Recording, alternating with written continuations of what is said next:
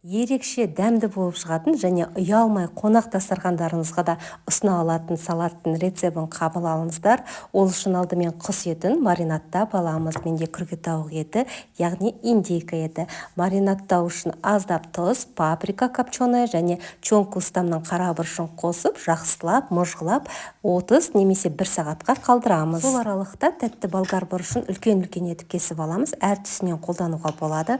Қызанақтарды да үлкендеу етіп тураймыз. Қиярды мен арнайы салат кескіш құрылғымен соломка етіп турадым. Пышақпен де кессеңіздер болады. Енді маринадталған құс етін грильде қуырып алатын боламыз.